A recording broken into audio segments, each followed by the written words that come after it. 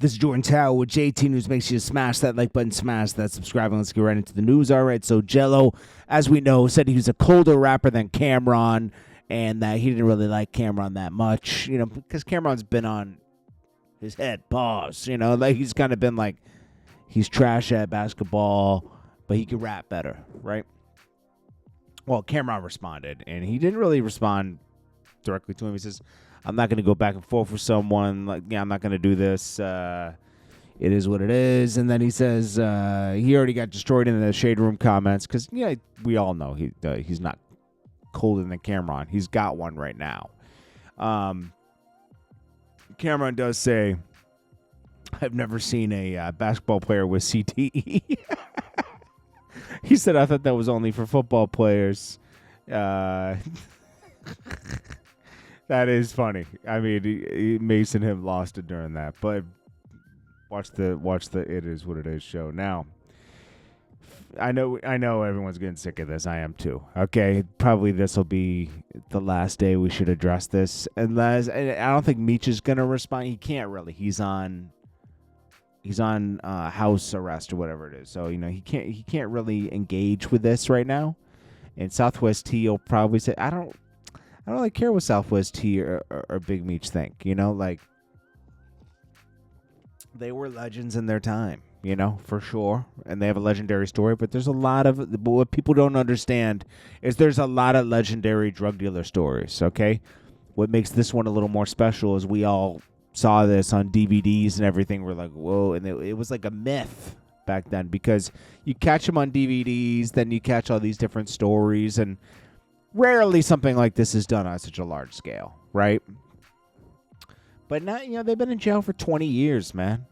And Meech did some stuff while he was in jail. That's why 50 Cent keeps talking about the Tammy Cowin story, because Blue Da Vinci used to sleep with her during the BMF days, and then when Meech got locked up, he introduced Tammy Cowin as someone that can handle his day-to-day while he's in jail, right? Then Blue Da Vinci obviously got locked up, but Tammy allegedly was used as a tool by Meech to try to get time shaved off. And he did that by introducing her to a federal agent, and they were going to set people up, and he was going to be a third-party cooperator, allegedly, okay? Because that's her story to tell, okay? But she was a confidential informant. I mean, it's a fact, okay? Now, she had his life rights, and that's why we know who she is, because he needed her also to shop his life rights and have signing power. Now, he says, Tammy Cowin's Nothing But the Truth coming soon. Big Screech. Rat. Knew what he was doing. 50, you didn't know you knew about this before. It's just that now me just come home and bit the hand that fed him. I don't care what you want to look at it. 50 could have done another drug dealer story. He could have done Fat Cats. He could have done the AZ Alpo story. There would have been a lot of spinoffs from that one too. We got the movie, but imagine that as a series, He could have just done Alpo. He could have done a lot of stuff, okay? But he chose to do this because this is a big story within rap, because they were involved in rap. So was AZ in them too, though, but this is a little different. So anyways, this will keep going back and forth. Now, I'm not going to give this guy any clout on his name, okay? But this must be Ja Rule's #1 fan. Nobody is thinking, damn, I wish we still had Ja Rule's music around, man. I wish we still had Ja Rule. This guy doesn't understand what loyalty is. Most people that understand what loyalty and morals and principles are understand what 50 did for Meech and them, and realize that it's not that easy to get a show. If that's the case, everyone with a good story would have a TV show or a movie. It's hard to make that a hit, period, right? And 50 Cent invested years and also made a point to make sure that Little Meech had the acting classes to play his dad, right? You get just because you have a son doesn't mean they can play you, right?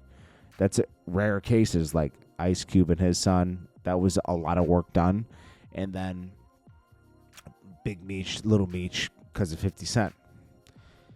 Think of what you want. But you know what? 50 Cent is just not somebody that goes for disrespect, okay? He let it slide a few times, actually, you know? And then this is like the final straw. And people aren't even seeing what really happened here. What really happened was Big Meech came home, wanted to take control of his story with BMF and say like, okay, thank you 50 for setting this up. Move aside a little bit. Let's do this together now. It's like, no. That was never the case. Like 2 studios passed on your story, Meech. They couldn't do anything with it. There was almost 10 years where nobody touched the Big Meech story. 50 had to bring life to the BMF story. It was losing. Listen, nobody would care who Meech was at this. Like, it would be cool. Oh, wow, he's home, and that's it. And that's it. Like, to be honest with you. Let's react to what this guy said right here, because this guy, no name, clown face, and he's really nobody. He tries to talk like Fat Joe. So let's call him Fat Joe, but like Fat Farm, PHAT. Okay, because he's like the Timu Fat Joe. Okay. Hey 50, we getting tired of you, bro. First of all, no, we're not. And then second of all, look at your jacket. Why do you have a monster spray paint in a jacket? I don't care if that jacket cost $5,000. It's trash. Okay, and you know, just wear a plain color jacket, bro. Like me. Like I ain't trying to be all fancy with my jackets. Okay, this jacket sucks, bro. It's almost like somebody came up to you and graffitied your jacket, tagged your jacket while you were sleeping. We getting tired of you, and someone has to tell you this, bro. You are becoming a bitch. You are becoming a bitter baby mother. Curtis Jackson is officially a housewife. And it's funny, no one gonna tell you this. No influencers, nobody, no radio, nobody they're all scared of you. 50. They are not scared of him. What? When 50's not out of pocket, he's out of pocket. You made us hate Ja Rule. We still mad at that. No, we're not. Only you are. We could have been using Ja Rule right now. We need Ja Rule back. No, we don't. Even Mike Tyson walked away when Ja Rule said recently, he said, yo, Mike, I got some new music. He was like, yeah. And now it's Big Meech. Someone who that came home, you took pictures with, you know, discussed new ventures with, you know, gave him a show, gave him a platform. But because he came home and didn't kiss your ring and didn't only get money with you, now he's all of this. Maybe he is. Maybe it's not. But I don't think a man like you just found that out. See how he's trying to talk like Fat Joe? Maybe it's convenient for you now to say all this stuff, but you wouldn't have been saying any of this if he was still getting money with you and had other plans with you. Guess what, 50? You ain't the main event all the time, bro. That's the main event. That man made more money than you in his lifetime than you made being free all this time. That's probably not true. This guy, first of all, he was selling drugs. Bro, like, when you're moving weight, it's different. Like, they sell themselves. He is the big homie. He don't owe you nothing. You might say, oh, well, I gave him a show on Stars that helped him. Hey, bruh, newsflash. He would have came home and got a show anyway. No, he wouldn't have, okay? They did 20 million documentaries. They were done with BMF. It was over. This guy's a clown. There's always a clown like this that thinks he knows what's going on. If you've ever done anything, this guy's obviously done nothing in life, because if you actually have done something, you understand that 50 wasn't greedy in this situation. And then he says, why did Lloyd Banks quit? Lloyd Banks quit because he didn't want to be on G-Unit anymore, okay? 50 Cent didn't drag it out. He let him go. He teases him every once in a while. That's it. He let Lloyd Banks, like, come on, man. Tired of people like this. Lames. Oh, gosh. This is Busta Rhymes and his son. All right, I'll just leave that there, man. This is funny, though. This is funny. I ain't gonna lie. Nigga took a picture with Rick Ross. You like a hoe, nigga. Put your back against the wall and just... Okay, but anyways, Rick Ross should speak up more. Meek Mill's disrespected him, 3 times now, and he just stands for it.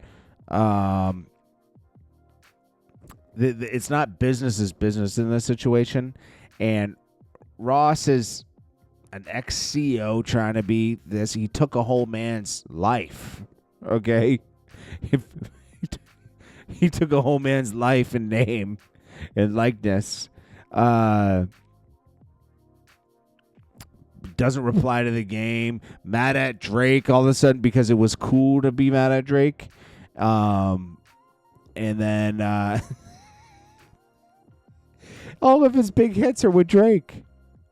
All of his big hits are with Drake. If that's one thing you should have just stayed out of, it was that. You should have just stayed out of that. But you wanted to be cool with The Weeknd and everybody, right? He went to Canada and got beat up and ran from all of his friends. Ran from them. There's so much to work with Rick Ross. But Rick Ross, I'll give him this, man. He's funny. And even if he takes an L, he acts like nothing happened. He acts like nothing happened. You can't make this up. He's good at survival. He's very good at survival, okay? And he's a hustler. You can't deny it, okay? So like I don't hate Rick Ross. It's just Rick Ross is funny, man. I think that saves him in a lot of situations. To be honest with you. This is Jordan Tower with JT News. I'll check you guys in the next one. Peace.